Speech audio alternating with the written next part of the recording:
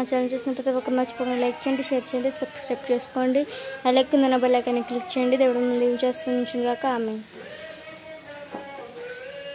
శుభం.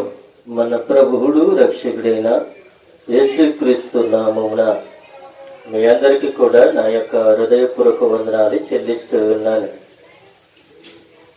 మీరందరూ కూడా బాగుంటారు కదా. మీరు సంతోషంగా ఉండాలని, దీవెనికరంగా ఉండాలని ప్రతిరోజు మీ కొరకు, మీ కుటుంబాల కొరకు, ప్రతి ఒక్కరికి, సంఘ బిడ్డల కొరకు, దేశం కొరకు, అధికారుల కొరకు, ప్రతి ఒక్కరి నిమిత్తము దేవుని యొక్క దాసుడుగా ప్రార్థన చేస్తూ ఉన్నాం. ప్రియమైన దేవుని యొక్క బిడ్డలారా, కొన్ని రోజులు పట్టించి దేవుని యొక్క వాక్యాన్ని మీతో నేను పంచుకోలేకపోయాను. ఏది ఏమైనప్పటికీ కొన్ని అనివార్యమైన కారణాల వలన దేవుని యొక్క వాక్యాన్ని మీకు నేను అందించలేకపోయాను. అయితే ఈ రోజు మళ్ళీ తిరిగి మీ మధ్యకి రావడానికి దేవుడు ఎంతగానో కృప చూపించాడు. ఆయన ప్రతి సమస్యల నుండి, ప్రతి ఒక్క బంధకారముల నుండి, ప్రతి ఒక్క శోధనల నుండి, ప్రతి ఒక్క ఇబ్బందుల నుండి దేవుడు తప్పించి మనందరినీ కూడా సజీవులుగా ఉంచి సంపూర్ణమైన ఆరోగ్యము, ఆయుష్ను మనకిచ్చిన దేవుడు. ఆయనకి మనమేమి ఇచ్చి రుణము తీర్చుకోలేము గనక విరిగి నలుగురు హృదయాలతో దేవుణ్ణి మనము గణపరచాలి, స్తుతించాలి అని మనమందరము కూడా దేవుని యందు భయభక్తులు కలిగి ఉండాలని కోరుకుంటూ ఉన్నాను. ప్రియమైన దేవుని యొక్క బిడ్డలారా, పరిశుద్ధమైన లేఖనములో నుండి ముందుగా మనం ఒక వాక్యాన్ని మనము చదువుకున్నాం. సామెతల గ్రంథము 29వ అధ్యాయము 21వ వచనములో ఒక మాట మనకి కనబడుతుంది. ఒకడు తన దాసును చిన్నప్పటి నుండి గారాబముగా పెంచిన ఎడల తుదిని వాడు కుమారుడుగా పెంచబడును అన్న విషయాన్ని మనకి కనబడుతూ ఉంది. ఎవరైనా సరే ఒకడు తన దాసుని చిన్నప్పటి నుండి చూచినప్పుడు మరి ఎంతగానో అక్కడ కొన్ని విషయాలు మనకు కనబడుతూ ఉంటాయి. అలాగే మన గ్రామం కావచ్చు, మన దేశం కావచ్చు, ఎవరైనా కావచ్చు, తన దాసులను ప్రేమించిన వాడు ధన్యుడు అని చదివిస్తూ ఉన్నది. తన దాసుడిని, తన దాసుడి యొక్క కుటుంబాన్ని పోషించిన వారు ధన్యులు అని చదివిస్తూ ఉన్నాయి. ప్రియమైన దేవుని యొక్క బిడ్డలారా, ఇక్కడ కొన్ని మాటలు మనము చూడాలని, మరి చదవాలని, ధ్యానించాలని నేను ఇష్టపడుతూ ఉన్నాను. అయితే పరిశుద్ధమైన లేఖనముల నుండి కొన్ని మాటలు మనము తీసుకుంటూ ప్రభుని స్తుతించుకుందాం. ఇక్కడ కీర్తన గ్రంథములో నుండి మనము కొన్ని మాటలు, అనగా కీర్తన గ్రంథములో నుండి కాదు, యెషయా గ్రంథములో నుండి, అలాగే మత్తయి సువార్తలో నుండి, అలాగే మార్కు సువార్తలో నుండి, లూకా సువార్తలో నుండి కొన్ని మాటలు మనము దేవుని యొక్క వాక్యాన్ని మనము ధ్యానించుకుందాం. ప్రియమైన దేవుని యొక్క బిడ్డలారా, మనము మొట్టమొదటిసారిగా మనము దేనిని మనం ప్రకటించాలి అని అంటే సువార్తని మనము ప్రకటించాలని, సువార్త అనే యొక్క భారాన్ని దేవుడు మనకిచ్చాడు. ఆ సువార్త భారాన్ని మనము తీసుకుని ప్రతి ఒక్క బిడ్డలందరము కూడా ప్రభుని స్తుతించవలసిన వారమై ఉన్నాం. అయితే సువార్త అనేది చాలా భారభరితమైనది. అయితే ఈ రోజుని ఆ మాటలను బట్టి కొన్ని మాటలు మనము చూద్దాం. కీర్తనల గ్రంథము 40వ అధ్యాయము 9వ వచనములో నుండి మరి కొన్ని మాటలు మనము చూద్దాం. నా పెదవులు మూసుకొనక మహాసమాజములోను నీతిని, సువార్తను నేను ప్రకటించుచున్నానని నేనంటిని. యెహోవా అది నీకు తెలియజేస్తున్నది అని ఇక్కడ ఎవరు చెప్తూ ఉన్నారు అని అంటే ప్రధాన గాయకుడైన యెషయా కుమారుడైన దావీదు చెప్తూ ఉన్నాడు. ఏమని చెప్తూ ఉన్నాడు అని అంటే ఆయన అంటున్నాడు, నీతి సువార్తను నేను ప్రకటించుచున్నానని నేనంటిని. నీతి సువార్త ప్రకటించుడి అని అంటున్నాడు. ఈ రోజుని ఎక్కడ చూసినా దుర్బోధలు బోధిస్తూ ఉన్నారు. కపటమైన బోధలు బోధిస్తూ ఉన్నారు. ఎందుకనంటే ఇక్కడ దావీదే అంటూ ఉన్నాడు, నీతి సువార్త ప్రకటించుడి అని అంటున్నాడు. నీతి సువార్తని ప్రకటించడానికి దావీదు ఇష్టపడినట్లుగా మనం చూస్తూ ఉన్నాం. దావీదే ఖచ్చితంగా చెప్పాడు, నీతి సువార్త ప్రకటించండి. ఈ రోజుని ఎంతమంది నీతి సువార్తను ప్రకటిస్తూ ఉన్నారు, ఎంతమంది కపట బోధని అందిస్తూ ఉన్నారు. ఈ రోజుని అనేకమైన దైవజనులు, అనేకమైన సువార్తకులు ఏం చేస్తున్నారో తెలుసా? రాత్రిరత్తమానం కూడా కన్నీటి ప్రార్థన చేసి, ప్రభువా నేను ఏ ప్రాంతం వెళ్ళాలి, ఏ గ్రామం వెళ్ళాలి, ఏ పల్లె వెళ్ళాలి, ఏ పట్టణం వెళ్ళాలి, నువ్వెక్కడికి పంపించినప్పటికీ కూడా వెళ్ళి నీ సువార్తను ప్రకటిస్తాను అని రాత్రిరత్తమానం కూడా దేవుని యొక్క సన్నిధిలో గోజాడి పరిశుద్ధాత్మ దేవుణ్ణి అడిగిన తరువాత ఆ ప్రాంతానికి, ఆ పట్టణానికి, ఆ పల్లెకి వెళ్ళి భారభరితమైన దేవుని యొక్క వాక్యాన్ని, పరిశుద్ధాత్మ దేవుని యొక్క ప్రవచనాలను అనేక మందికి దేవుని యొక్క సువార్తను ప్రకటిస్తూ ఉన్నారు. ప్రకటిస్తూ ఉన్న సమయంలో చాలా మంది కూడా అంటూ ఉన్నారు, నీకు ఇక్కడ అధికారం ఏముంది, నువ్వు ఇక్కడ ప్రకటించవలసిన అవసరం ఏముంది, నువ్వే ప్రాంతం వాడవు, ఏ గ్రామం వాడవు, ఏ పల్లె వాడవు, మా గ్రామం నువ్వు ప్రకటించవలసిన అవసరం లేదు అని ఆ సువార్తికుడిని గాని, ఆ యొక్క సేవకుడిని గాని ప్రకటించకుండా పంపించేసినట్లుగా మనం చూస్తూ ఉన్నాం. దుర్భాషలు మాట్లాడినట్లుగా మనం చూస్తూ ఉన్నాం. కానీ సువార్తికుడైనా, దైవజనుడైనా ఎన్ని దుర్భాషలు మాట్లాడినా ప్రభుకు అప్పగిస్తున్నాడు. ఎన్ని చిత్రహింసలు చేసినా ఆ దైవజనుడు, ఆ సువార్తకుడు ఏం చేస్తున్నాడంటే దేవునికి ప్రార్థన చేస్తున్నాడు. ప్రభువా మీరేమి చేస్తున్నారో వీరికే తెలీదు, వీరిని క్షమించమని. యేసుక్రీస్తు ఎలాగైతే ప్రార్థన చేశాడో అలాగే దైవజనుడైన, సువార్తికుడైన దేవుని యొక్క వాక్యాన్ని అందిస్తూ, దేవుని యొక్క మాటలు అందిస్తూ, నువ్వు ఎలా ఉండాలి, నువ్వు ఈ విధంగా నడుచుకోవాలి, దేవుని యొక్క వాక్యం వింటే నువ్వు రక్షింపబడతావు, దేవుని యొక్క వాక్యం వింటే దేవుని యొక్క రాజ్యంలోకి నువ్వు వెళతావు అని దేవుని యొక్క దైవజనుడు, సువార్తికుడు ఇటు విధంగా దేవుని యొక్క మాటలు అప్పగిస్తూ ఉంటుంటే వాళ్ళకి అర్థం కావట్లేదు. నా దేశంలోనికి కానీ, నా ప్రాంతంలోని కానీ రావడానికి నీకు అధికారం ఏమిచ్చాడు అని అనేక మందిని దుర్భాషలు మాట్లాడినట్లుగా మనం చూస్తూ ఉన్నాం. అయితే నీతి సువార్తని ప్రతి ఒక్క దైవజనుడు, ప్రతి ఒక్క సువార్తికుడు నీతి సువార్తని ప్రకటిస్తూ ఉన్నారు. ఈ రోజుని నీతి సువార్తే నిన్ను బ్రతికిస్తుంది గాని అబద్ధమైన బోధ గాని, అబద్ధకారమైన మాటలు గాని, మోసకరమైన మాటలు గాని నేను దేవుని యొక్క రాజ్యంలోనికి తీసుకుని వెళ్ళపో అని ఇక్కడ పరిశుద్ధాత్మ దేవుడు తేటతెల్లగా తెలియపరుస్తూ ఉన్నాడు. ఎందుకనంటే నీతిని అనుసరించిన వాడు ధన్యుడు అంటున్నాడు. నీతిని అనుసరించి జీవించిన వాడు, వాడి కుటుంబము బాగుంటుంది అని చెప్తూ ఉన్నాడు.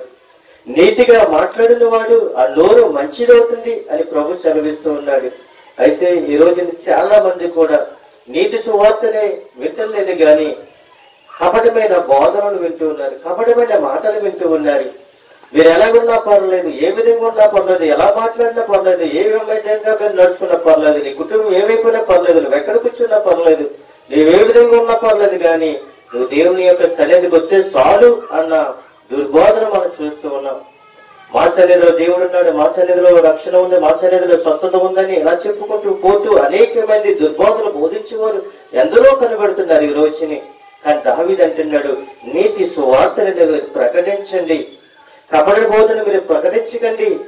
నీతి యథార్థమైన బోధన మీరు ప్రకటించినట్లయితే, నీతి సువార్తను మీరు ప్రకటించినట్లయితే, నీతి సూర్యుడైన యేసుక్రీస్తును మీరు వెంబడించినట్లయితే, రక్షణ సువార్తను మీరు ప్రకటించినట్లయితే, పరిశుద్ధాత్మ దేవుని యేసుక్రీస్తు ప్రభువారిని మీరు వెంబడించినట్లయితే నేనే మార్గం, నేనే సత్యం, నేనే జీవం అన్న యేసుక్రీస్తు మార్గంలో మీరు నడిచినట్లయితే ఆయన రాజ్యానికి వారసులు అవుతారని పరిశుద్ధాత్మ దేవుడి ద్వారా అనేక మంది దైవజనులు చెప్తూ ఉంటుంటే కపట బోధనలే వింటున్నారు గాని, అబద్ధ బోధనలే వింటూ ఉన్నారు గాని, నీతియుక్తమైన బోధనను, నీతి యథార్థమైన సువార్తను వినేవారు ఎందరో ఇక్కడ తక్కువైపోరని పరిశుద్ధాత్మ దేవుడు మాట్లాడుతూ ఉన్నాడు.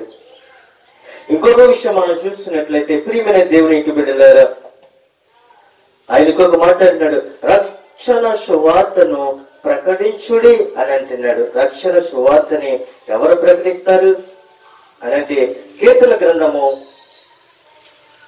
96వ అధ్యాయము 2వ వచనములో ఆ మాట మనకి కనబడుతూ ఉంది. యెహోవా మీద పాడుడి, ఆయన నామమును స్తుతించుడి, అనుదినము ఆయన రక్షణ సువార్తను ప్రకటించుడి అని అంటున్నాడు. ఆయన రక్షణ సువార్తని మనము ప్రకటించాలి. ఆయన రక్షకుడు, ఆయన పరిశుద్ధాత్మ దేవుడు. నిన్ను నన్ను ప్రేమించటానికి పరిశుద్ధాత్మ దేవుడు పరలోకం నుండి భూలోకానికి వచ్చి నిన్ను నన్ను ప్రేమిస్తూ ఉన్నాడు. నిన్ను నన్ను కూడా రక్షిస్తూ ఉన్నాడు. నిన్ను నన్ను కూడా పోషిస్తూ ఉన్నాడు. ఎందుకో తెలుసా ప్రియమైన దేవునికి బిడ్డలారా, దేవుని యందు ఎవరైతే భయభక్తులు కలిగి ఉంటారో, దేవుని యందు ఎవరైతే నిరీక్షణ కలిగి ఉంటారో, దేవుని యందు ఎవరైతే నమ్మకము కలిగి ఉంటారో వాళ్ళు ఏమవుతారు అని అంటే ఆయన అంటూ ఉన్నాడు, రక్షణ సువార్తని ప్రకటించండి అని అంటున్నాడు. మనం రక్షణ సువార్తను ప్రకటిస్తూ ఉంటే మీరు రక్షింపబడండి. మీరు రక్షింపబడటమే కాదు, మీ కుటుంబము రక్షింపబడాలి, మీ బిడ్డలు రక్షింపబడాలి, మీ దేశము రక్షింపబడాలి, మీ గ్రామం రక్షింపబడాలి. ఇలాగా దేవుని యొక్క వాక్యాన్ని మనము అందిస్తూ ఉంటే, దేవుని యొక్క వాక్యాన్ని మనం అందిస్తూ ఉంటే వాళ్ళు వ్యర్థంగా చూస్తూ ఉన్నారు. పరిశుద్ధాత్మ దేవుడు అంటున్నాడు, యెహోవా మీద పాడుడి. ప్రతి ఒక్కరు కూడా ఏ పాటలు పాడుతున్నారో తెలుసా ప్రియమైన దేవునికి బిడ్డలారా? ఏ పాటలు పాడుతున్నారు? మనమైతే రక్షణ సువార్తములో ఉన్న దేవుని యొక్క పాటలే మనం పాడుతున్నాం. కానీ కొందరు మరి యొక్క పాటలు పాడతారు. కొంతమంది స్త్రీల మీద పాడేవారు, కొంతమంది పురుషుల మీద పాడేవారు, కొంతమంది తల్లుల మీద పాడేవారు, కొంతమంది భార్య మీద మరి పాడేవారు, కొంతమంది సమాజంలో పాడేవారు, కొంతమంది సినిమాల్లో పాడేవారు. ఇలాగే ఎందరో ఎన్నో పాటలు పాడుతూ ఉన్నారు.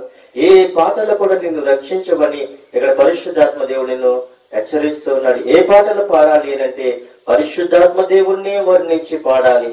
పరిశుద్ధాత్మ దేవుణ్ణి గణపరుచుకుంటూ కీర్తనలతోనూ చప్పట్లతోనూ వాయిద్యాలతోనూ పరిశుద్ధాత్మ దేవుణ్ణి ఆరాధించాలని పరిశుద్ధాత్మ దేవుడు చెప్తూ ఉంటే చాలా మంది దుర్బోధలు బోధించేవారు అంటూ ఉన్నారు, సంఘములో చప్పట్లు కొట్టకండి, సంఘములో పాటలు పాడకండి, సంఘములో మీరేమి చేయకండి, మీరు పాతేసిన రాళ్ళలాగా కూర్చుని ఉండండి, మేము వాకింగ్ చెప్పుకుని వెళ్ళిపోతామని చెప్పులు వారు ఎందరో కనపడుతున్నారు ఈ రోజుని. దేవుని యొక్క లేఖలను సెలవిస్తూ ఉన్నాయి, పాడండి, స్తుతిగానాలతోనూ చప్పట్లతోనూ వాయిద్యాలతోనూ నన్ను ఆరాధించండి, నన్ను మహిమపరచండి, నన్ను ఘనపరచండి, నన్ను ఘనపరచండి, మీకు ఏది కావాలో నన్ను అడగండి, నేను మీకు ఇస్తానని పరిశుద్ధాత్మ దేవుడు అడుగుతూ ఉంటే మనం ఏం చేస్తున్నాం తెలుసా? పనికిరాని పనికిమాల పాటలు మనము పాడుతూ ఉన్నాం. ప్రియమైన దేవునికి బిడ్డలారా, సర్వభూజనులారా యెహోవా మీద పాడుడి అని అంటున్నాడు. మనుషుల మీద కాదు మనం పాడేది, దేవుని మీద మనం పాడాలి. ప్రియమైన దేవునికి బిడ్డలారా, మనుషులు మెప్పించే పాటలు కాదు మనం పాడేది. ఈ రోజుని దేవుని మెప్పించే పాటలు మనం పాడాలి. ఇలా పాడినప్పుడు యెహోవా మీద మనం పాడినప్పుడు, పరిశుద్ధాత్మ దేవుడి మీద పాడినప్పుడు మనకి ఏం కలుగుతుంది అంటే ఆయన రక్షణ సువార్త మన మీదకి వస్తుంది. ఆయన రక్షణ సువార్త మన మీదకి వచ్చినప్పుడు మనం ఏం చేస్తున్నామో తెలుసా? ఆయన రక్షణ సువార్తని మనము ప్రకటిస్తూ ఉన్నాం. పరిశుద్ధాత్మ దేవుని యొక్క ఆత్మ మన మీదకు వచ్చినప్పుడు, పరిశుద్ధాత్మ యొక్క ప్రవచనాలు మన మీదకు వచ్చినప్పుడు, పరిశుద్ధాత్మ దేవుని యొక్క భాషలు మన మీదకు వచ్చినప్పుడు మనం శక్తి పొందుకుంటున్నాము. శక్తి పొందుకోవడమే కాదు, మనం మారు మనిషి పొందుకుంటున్నాం. మారు మనిషి పొందుకోవడమే కాదు, రక్షింపబడుతున్నాం కాదు, మనం ఎలాగైతే రక్షింపబడుతున్నామో ఎదుటి వారిని కూడా రక్షింపబడేలాగా మనం చేస్తూ ఉన్నాం. అందుకే దేవుడు పరిశుద్ధాత్మ దేవుడు అంటున్నాడు, ఏమంటున్నాడు తెలుసా? ఆయన అంటున్నాడు, రక్షణ సువార్తని ప్రకటించుడి. రక్షణ సువార్తను ప్రకటించండి. ఎక్కడ ప్రకటించమంటున్నాడు అని అంటే, అన్యజనులలో ఆయన మహిమను ప్రచురించుడి అని అంటున్నాడు. రక్షణ సువార్తని అన్యజనులలో మనం ప్రకటించాలి. అన్యజనులలో మనం ప్రకటించాలి. అన్యజనులకు మనం సువార్తను ప్రకటించాలి. తెలియని వారికి మనం దేవుని యొక్క వాక్యాన్ని అందించాలి. తెలియని వారికి దేవుని యొక్క మాటలు మనము ప్రకటించాలి. తెలియని వారికి మనము అనేకమైన విషయాలు మనం బయలుపరచాలి. అమ్మా, దేవుడు నేను పూరిస్తున్నాడు. దేవుడితో మాట్లాడటానికి ఇష్టపడుతూ ఉన్నాడు. ఇప్పటికైనా నీ హృదయాన్ని మార్చుకోలేవా? ఇప్పటికైనా నీ తలపును మార్చుకోలేవా? ఇప్పటికైనా నీ నడవడిక మార్చుకోలేవా అని ఈ విధంగా దేవుని యొక్క దైవచనుడు చెప్తూ ఉంటే అవి చాలా మందికి కూడా నచ్చట్లేదు. ఎందుకు తెలుసా? మీరు త్రాగుడు మానండి, పాపం మానండి, లోకంలో తిరగండి, సమాజంలో తిరగండి, మీరు పరిశుద్ధులుగా ఉండాలి, పరిశుద్ధంగా జీవించాలని చెప్తూ ఉంది. అది సమాజంలో కావచ్చు, దేశంలో కావచ్చు, ఎక్కడైనా కావచ్చు, ఎవరికైనా కావచ్చు, అది ఇష్టముగా కనబడట్లేదు. ఎందుకు తెలుసా? అన్ని అబద్ధాలే ఆడాలని సమాజం కోరుకుంటుంది. అన్ని మోసం చేయాలని సమాజం కోరుకుంటుంది. శరీర కోరికలు, చూపులు, మాటలు, ఆలోచనలు, నడవడికలు అన్ని కోరుకుంటుంది. కానీ దేవుడు అంటున్నాడు, ఈ శాశ్వతమే కావు. చూపులు గాని, మాటలు గాని, ఆలోచనలు గాని, నడవడిక గాని, అడుగులకి గాని ఇది శాశ్వతమైనది కాదు. శాశ్వతమైన రాజ్యములకి ఈ రావు ఈ శరీర కోరికలు అని పరిశుద్ధాత్మ దేవుడు అడుగుతూ ఉన్నాడు. అందుకే అనుదినము ఆయన రక్షణ సువార్తను మనం ఏమి చేయాలి అని అంటే ప్రకటించాలి. ప్రభువా, నన్ను నువ్వు రక్షించావు. పాపముల నుండి, దోషముల నుండి, ఊబుల నుండి కూరుకుపోతున్న నాకు జీవ మార్గం నాకు ఇచ్చావు అని దేవుని మరి మనం ఏం చేయాలి తెలుసా? దేవుడు చేసిన అద్భుత కార్యములను మనం ప్రకటించాలి. చూపు లేని వారికి దేవుడు చూపునిచ్చాడు. కుటుంబాన్ని దేవుడు నడిపించాడు. అంగహీనులను నడిపించాడు. కుష్ఠరోగులను స్వస్థపరిచాడు. చనిపోయిన వారిని లేపాడు. ఆయన ద్వారాగానే మంచి మార్గం ఉంది. ఆయన ద్వారాగానే మంచి రక్షణ ఉంది. ఆయన దాని సొంతకి చేరిన వారు ఎన్నడూ కూడా ఆయన త్రోసివేసే దేవుడు కాదు. నేను తప్ప వేరొక దేవుడు నీకు ఉండకూడదు అని పరిశుద్ధాత్మ దేవుడు ఖచ్చితంగా చెప్పాడు. కానీ ఈ రోజుని ఎందరో దేవుడిని మొబ్బు పెట్టుకొని ఎందరో బయట తిరుగుతూ ఉన్నారు. కానీ ప్రియమైన దేవునికి బిడ్డలారా, నువ్వు బయట తిరిగినట్లయితే ఈ రక్షణ సువార్తలోనికి నువ్వు రాలేవు. కానీ దేవుడు అంటున్నాడు, ఎప్పటికైనా నా యొద్దకు నువ్వు వస్తావు అని నేను ఎదురు చూస్తూ ఉన్నాను అని ఆయన అడుగుతున్నాడు. మరి ఒక మాట మనం చూసినట్లయితే, కృపావార్త నాకు వినిపింపుము అని అడుగుతూ ఉన్నాడు. కృపావార్త కీర్తన గ్రంథము 143వ అధ్యాయము 8వ వచనంలో కనబడుతుంది. కృపావార్త నాకు వినిపింపుము అని అంటున్నాడు. ఈ రోజున ఎంతమంది కృపావార్త వింటూ ఉన్నారు? ఈ రోజున ఎంతమంది కృపావార్త వింటున్నారు? పొద్దున్నే లేచిన వెంటనే టీవీలు చూస్తున్నాం, మొబైల్ చూస్తూ ఉన్నాం, రేడియో వార్తలు వింటూ ఉన్నాం, పేపర్లు చూస్తూ ఉన్నాం. ఈ కథ మనం చూసేది కృపావార్త మనం వినాలి. ఏ కృపావార్త? ఉదయం లెగిసిన వెంటనే మొబైల్ చూడటం కాదు, టీవీలు చూడటం కాదు, కానీ లెగిసిన వెంటనే నీ యొక్క దేవుడు నీకు ఇచ్చిన కృపలను బట్టి, నీకు ఇచ్చిన అధికారాన్ని బట్టి, నీకు ఇచ్చిన ధైర్యాన్ని బట్టి, నీకు ఇచ్చిన మహిమలను బట్టి ఉదయం లేచిన వెంటనే నీ చేతులకు ఏమి రావాలంటే దేవుని యొక్క గ్రంథము నీలోనికి రావాలి. దేవుని యొక్క గ్రంథమును చేత పట్టుకొని పొద్దున లేచి దేవుని యొక్క వాగ్దానాలను చదవాలి.